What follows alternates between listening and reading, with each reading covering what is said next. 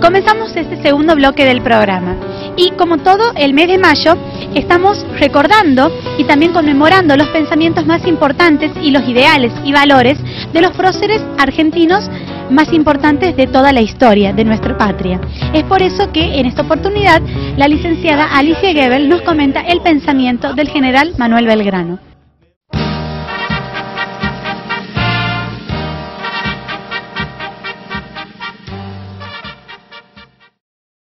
Si nosotros pensamos en Juan Manuel Belgrano, lo primero que se nos viene a nuestra mente es el creador de la bandera. Esa es la primera imagen que tenemos y es una imagen muy cercana a nuestra primaria y a nuestra secundaria.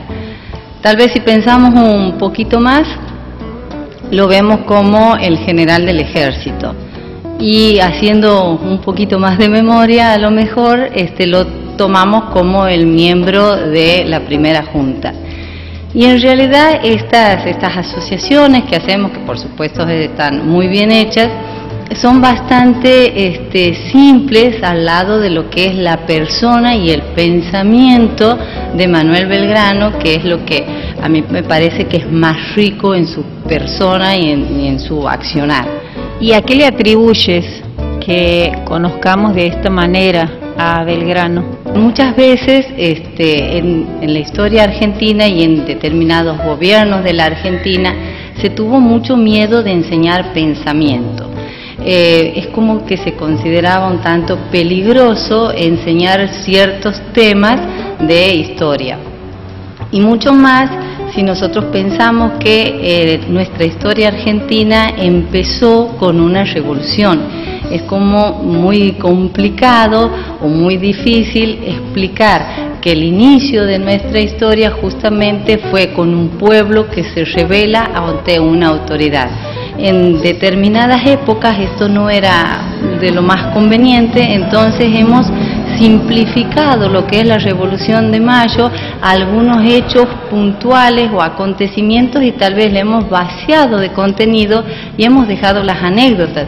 Por eso de Revolución de Mayo solo contamos gente, movimiento, negritos bailando el candombe muy alegres cuando la revolución a ellos no les tocó, o si no reducir las cosas a un cabildo, pero en la imagen que está en los chicos, en los alumnos, en la gente, un cabildo como institución, como edificio, no como institución, y una serie de anécdotas y bailes y todo tan alegre sin pensar que esto es un movimiento profundo y una revolución con mucho contenido ideológico. En este caso, Belgrano tenía un pensamiento revolucionario muy rico que me parece muy importante destacar. En el caso de él tenemos que entender que, bueno, Belgrano fue un criollo que estudió en Europa, en la Universidad de Salamanca, y él, estando allí en Europa, pudo imbuirse de las ideas liberales de la Revolución Francesa. Entonces, él vuelve a América con todo ese ideal de libertades, ideal revolucionario, y quiere, lógicamente, aplicarlo acá, pero en realidad no va a poder tanto como él pretendía. Su primer participación la va a tener en el Consulado de Buenos Aires, que era una institución que se dedicaba al comercio, a la industria y a la agricultura, y él desde ese lugar quería hacer una serie de transformaciones, sobre todo en esta cuestión de la libertad de comercio. Su primer, digamos, fracaso lo va a tener allí porque justamente desde esa institución sus enemigos van a ser sus propios compañeros de trabajo, en el sentido que van a frenar estas ideas liberales, porque allí estaba lo más selecto de la élite monopolista de Buenos Aires, entonces van a coartar bastante sus intenciones. Pero aparte de esto es importante el pensamiento del Belgrano en cuanto a su idea de educación. Eso habría que rescatarlo, porque él tenía claro que el progreso venía a través de la educación. Entonces también desde el consulado, desde muy temprano, quiere poner escuelas de náutica, escuelas de comercio, porque a la vez, y es un pensamiento que por ahí lo podemos traer a la actualidad, él entendía que en un pueblo había que fomentar el amor al trabajo, porque si no hay amor al trabajo se genera ociosidad y eso genera miseria. Entonces ese era el pensamiento, que la educación era la transformadora y era la que daba el lugar al progreso. Él fue uno de los pocos que ya en esa época quería implementar escuelas para mujeres. Rarísimo, porque se consideraba que la mujer tenía que estar en la casa cumpliendo su rol de ama de casa simplemente, y él consideraba que era una de las primeras educadoras, y de qué manera se iban a educar esos niños si no tenían en su hogar una madre ilustrada que los pueda ayudar. Así que fue un pensamiento revolucionario intentar educar a la mujer. Por otro lado, educar a los niños y a los jóvenes, sobre todo de las clases bajas. Él estaba muy preocupado por la educación de las clases más bajas. Por esto que hemos dicho recién, de la idea del progreso, el amor al trabajo y salir de la miseria. También, respecto a la educación, el tema del indio. Le preocupaba mucho el indio, que sea un personaje marginado.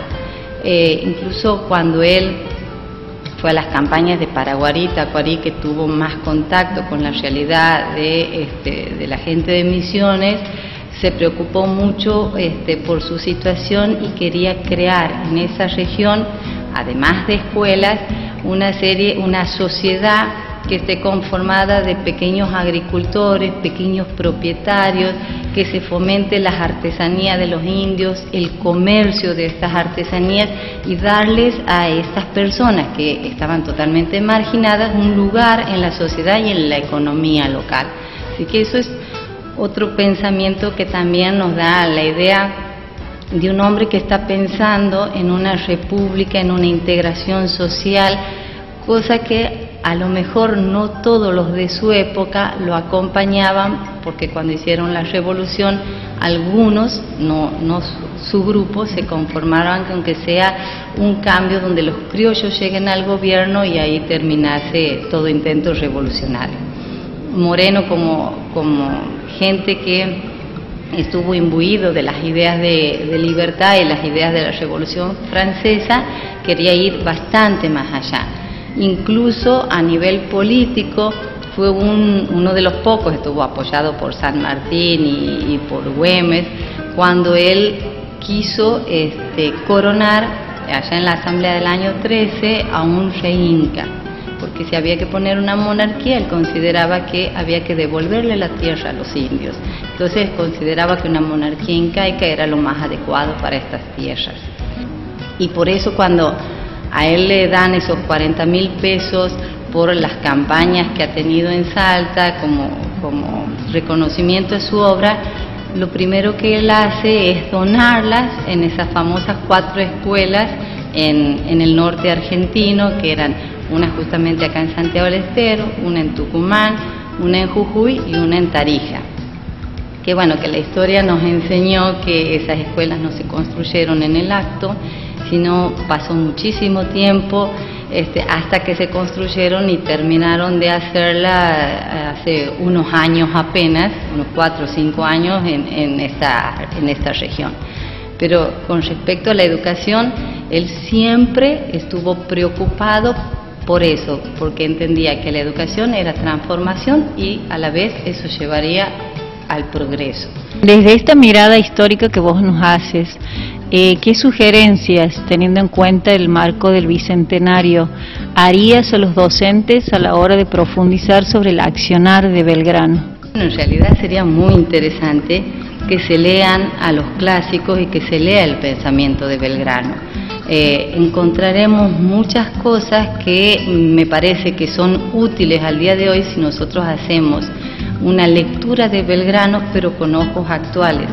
En cierta manera me parece que vamos a decir que su pensamiento es muy acorde a los tiempos modernos, y que tal vez nos puede iluminar en este proyecto y en este bicentenario que estamos transitando y tal vez nos deje enseñanzas para un futuro.